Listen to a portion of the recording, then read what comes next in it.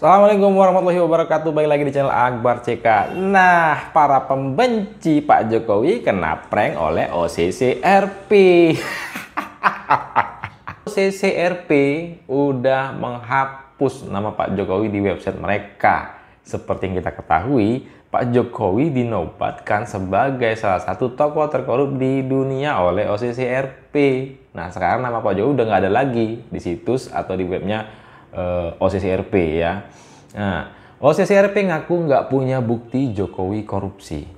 Para juri menghargai nominasi warga negara, tetapi dalam beberapa kasus tidak ada cukup bukti langsung tentang korupsi yang signifikan atau pola pelanggaran yang sudah berlangsung lama, kata penerbit OCCRP Drew Sullivan. Namun jelas ada persepsi yang kuat antara warga negara tentang korupsi. Dan ini seharusnya menjadi peringatan bagi mereka yang dinominasikan bahwa masyarakat sedang memperhatikan dan mereka peduli. Kami juga akan terus memperhatikan. Nah, ya, jelas di sini OCCRP ini sering disalahgunakan ya, karena OCCRP ini ya tidak kredibel. Kenapa tidak kredibel? Mereka hanya mengumpulkan data hanya sebatas asumsi, bukan data yang sebenar-benarnya ya, yang sumbernya tidak valid gitu ya, hanya persepsi publik. Nah, kalau di Indonesia mereka itu dapat datanya dari siapa? Udah jelas tahu ya, dari siapa? Asumsi dari siapa? Dari media tempe. Nah, terus pengumuman OCCRP kerap disalahgunakan. OCCRP mengakui pengumuman yang dikeluarkan OCCRP ini terkadang disalahgunakan oleh individu yang punya agenda lain, intinya yang berkepentingan, agenda lain ya, agenda lain termasuk agenda politik. Jelas kan? Siapa lagi ya? Siapa hayu? Kami akan terus menyempurnakan proses nominasi dan seleksi dengan memastikan adanya transparansi dan inklusivitas, kata penerbit OCCRP. Mereka aja mengakui ya, mereka hanya berdasarkan voting lewat email, lewat Google Form mungkin ya. Nah, lewat Google Form. Berarti kalau lewat Google Form ataupun lewat email, nih media tempe, media tempe, banyak-banyak nih ngirim ya kan, ngirim asumsi bahwa ini Pak Jokowi begini begitu, diterimalah oleh OCCRP. Nah, ini kita mendengarkan dulu pesan dari Prof Mahfud MD terkait Pak Jokowi ya. Langsung aja kita simak videonya berikut ini. Pernah saya ketika suatu saat ditanya kelemahan Pak Jokowi itu apa gitu, atau kekuatan Pak Jokowi apa, kok kuat sekali meskipun sudah digoyangkan. Saya bilang kekuatannya begini, Pak Jokowi itu sudah dicari-cari. Salahnya korupsinya enggak ketemu, enggak pernah korupsi. Keluarganya enggak ikut-ikut ngurusi urusan proyek negara, anaknya juga tidak. Nah, itu kekuatannya, sehingga cari kelemahannya enggak ada. Meskipun mungkin dari sudut manajerial lemah. Saya cuma pernah bilang begitu. Itu pun di luar negeri, di Mesir saya bilang. Dalam sebuah pertemuan PI ada yang tanya begitu. Saya bilang, ya itu coba, itu lawannya udah cari salahnya, korupsinya enggak ada sama sekali. Kalau ada udah habis dia. Kalau ada gitu. Nah, rilis Jokowi version of the year versi OCCRP hilang dari situs resmi. OCCRP yang menempatkan Presiden ke-7 RI Joko Widodo dalam daftar pemimpin dunia yang dinilai paling korup sepanjang 2024 tidak lagi ditemukan di situs resmi mereka OCCRP.org. Masa sih sekelas media internasional bisa menghapus berita? Saya coba cek dulu di situsnya. No Bahkan result. saya ngetik Jokowi saja namanya tidak muncul tuh di situs ini. Hey Ocrep, coba jelaskan. Nah, jangan bikin anak-anak Abah dan anak-anak Banteng kecewa. Masa bahagianya cuma sehari 2 hari kemarin, sekarang nggak ada gorengan lagi. Masa mereka mau menggoreng sekelas media internasional yang dipercayai 5 benua bisa diintervensi, bisa dibeli oleh pemerintah Indonesia? Nggak mungkin kan mereka goreng seperti itu. Mereka sudah percaya ke lu. Elunya malah mengecewakan. Ocrep. Kalau Mbak Bivit analisisnya bagaimana menang?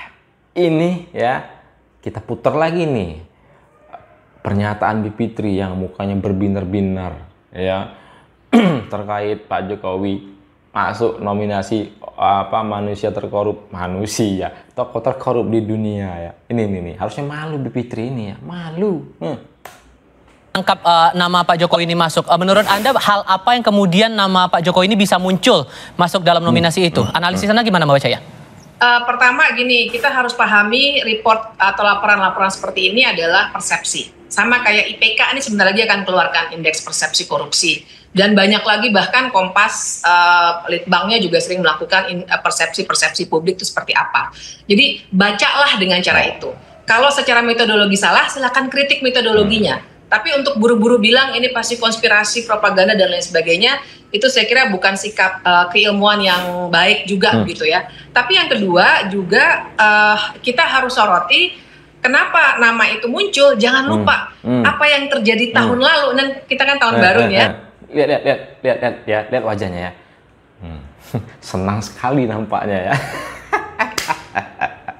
Inilah salah satu orang-orang yang nggak suka terhadap Pak Jokowi ya. Tahun lalu itu kan luar biasa ya, bagaimana hukum dimanipulasi dengan putusan 90 yang kita bilang saja skandal Paman Usman begitu ya, yang merusak seluruh sendi-sendi negara hukum dan juga sistem politik kita, yang mungkin di mata Bang Noel tidak bisa diterima, karena tentu saja kita harus sebutkan juga Bang Noel ini selain Jokowi mania juga sekarang jadi wakil menteri ya, jadi ada balas jasa terhadap apa yang sudah dilakukan selama tahun lalu, tahun politik itu. Tapi yang dibaca oleh publik yang berbeda pandangan dengan Bang Noel adalah ada kerusakan hukum yang luar biasa, dan barangkali ini yang dipersepsikan oleh para jurnalis yang ikut voting dalam proses itu. Dan ini kan kita mesti lihat juga laporan dari banyak media massa internasional tentang Indonesia sangat kritis, banyak sekali. Cuma di Indonesia sendiri saja yang masih belum mau mengakui situasinya. Iya, belum mau mengakui.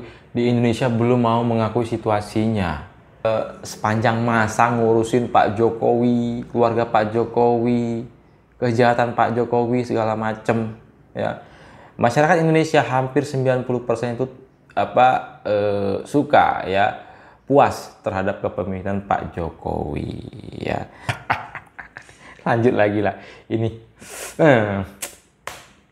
Ya. Tapi ada kontras yang luar biasa di antara kita ketika Bang Noel masih bilang Jokowi tokoh bangsa. Sementara banyak sekali pandangan di publik yang bukan bagian dari rezim yang mengatakan ini loh dosa-dosa Jokowi seperti ini, ya, terutama pada pemilu kemarin. Nggak masalah, gitu loh. Kemudian yang buat kita marah itu kok disandingin dengan Bashar al-Assad, kemudian pemimpin dari Afrika mana itu? Kan ini gila bangsa ini kok nggak merasa dihina. Menurut saya sih kita objektif aja. Saya tidak punya nasionalisme sempit ya. Menurut saya kita objektif aja. Mereka tidak menjelek-jelekan bangsa ini. Mereka sedang menyoroti bahwa ada seorang tokoh yang dianggap luar biasa di Indonesia, tapi sebenarnya dia punya dosa-dosa yang sebenarnya perlu dibongkar oleh para jurnalis investigasi ini, yang pengadilan tidak mampu juga membongkarnya karena bahkan dalam banyak kasus pengadilannya justru sudah terkooptasi seperti waktu putusan 90 itu keluar. Situasinya harus dibaca seperti itu, jadi jangan dengan kacamata nasionalisme yang sempit. Kacamata nasionalisme yang sempit, Anda yang kacamata nasionalisme Anda yang sempit, bos. Hanya taunya masalah Jokowi itu aja yang ada di mata dan pikiran Anda ya. Harusnya evaluasilah diri Anda sendiri ya. Jangan hanya mencari-cari kesalahan Pak Jokowi, luar biasa Pak Jokowi. Tak hanya bikin orang ketar-ketir orang yang nggak suka terhadap Pak Jokowi di Indonesia, tapi sampai ke luar negeri. Sampai internasional. Luar biasa Pak Jokowi. Nah, silakan ketik komentar kalian di kolom komentar seperti apa terkait video ini ya. Pandangan kalian seperti apa. Sebelum saya akhiri, jangan lupa like, comment, share, dan subscribe-nya agar tidak ketinggalan notifikasi terbaru dari channel ini ya. Saya ingatkan pada kalian semua, jangan mau kita terprovokasi, jangan mau kita terpecah belah ya, hanya karena orang-orang, segelintir orang tidak suka terhadap Pak Jokowi, ya. Saya Iri, assalamualaikum warahmatullahi wabarakatuh. Salam sehat selalu, bye.